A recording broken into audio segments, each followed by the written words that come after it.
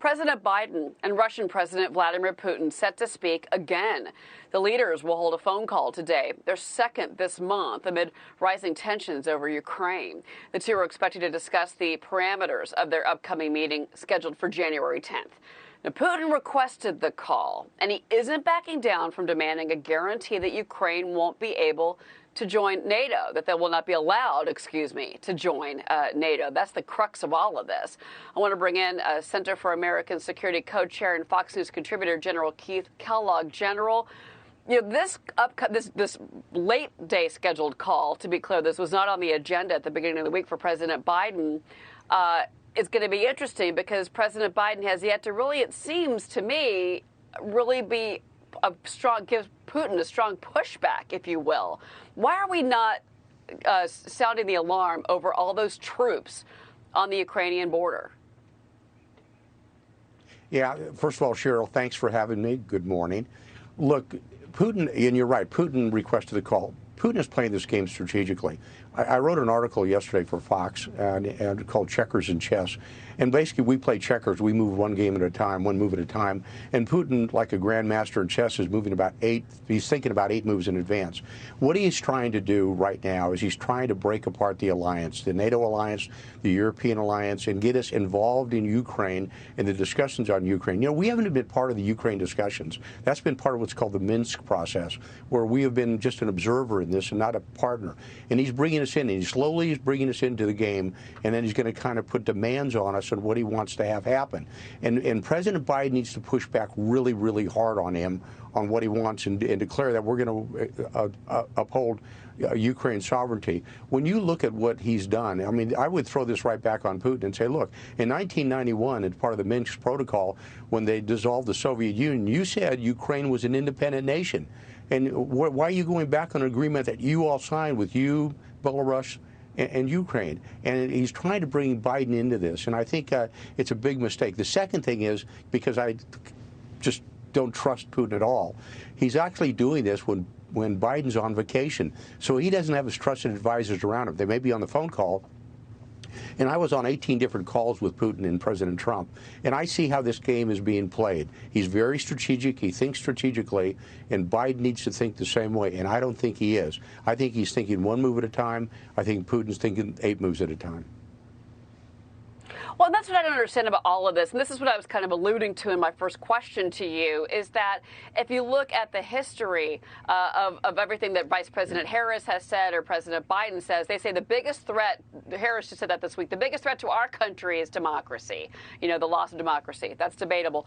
But if they're so focused on free people and democracy and the principles that are America, then Ukraine is under threat.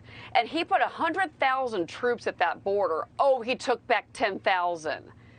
Come on. I mean, that's what I'm saying. And I agree with you. You cannot trust Putin.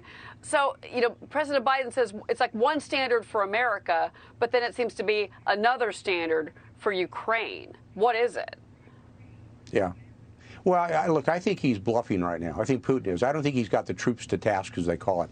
He doesn't have enough troops right now, even near the border, to go into Ukraine. Ukraine's the second largest country in Europe, and it would take a lot of troops to get in there. And I think Biden needs to realize this and just push back on him. The problem we have with Putin is people listen to him, and then they don't really push back on him.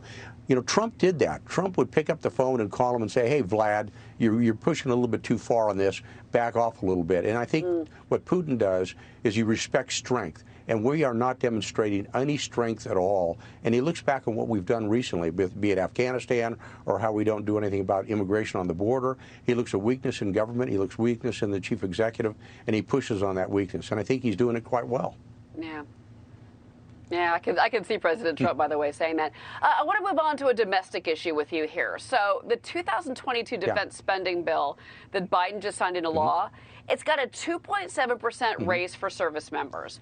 But when you factor in current inflation at 6.8%, this turns into a pay cut for our troops. And then they're also talking about cutting back stipends. General Kellogg, your thoughts on what they're actually doing, this move against, I'm saying against, the military? Well, when you talk about the pay raise, let me just focus in on the pay raise. You're right, it was 2.7% on the NDAA. Really, when you factor in inflation, it really should have been about 6.8% out there. Look, people need to understand, a soldier in the Army or the Navy, the Marine Corps, whatever it is, they draw about $20,000 a year. That's about the same as a fry cook at McDonald's. And what we ask these young men and women to do is absolutely incredible. And they deserve that pay raise, a much larger pay raise. And we did need to do it for retention, to make sure we keep them in the military, but also to recognize what they do for this nation. And sometimes we forget about that. And I think every night when people hit their knees and they pray, look, thank God for the young men and women we have in uniform and what we ask them to do. You know, these are the same young men and women that went to Abbey Gate in Afghanistan and lost their lives. And we should recognize that. And I think that supporting our military in any way we can is very, very critical, especially when it comes to pay, the resources that we give them, the equipment that we give them, and the backing that we give them as well.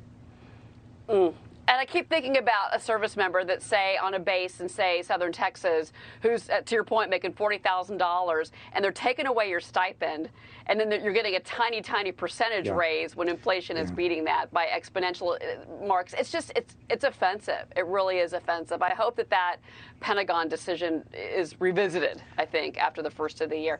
General Kellogg, it's great to have you. General Keith Kellogg, please come back and Happy New Year.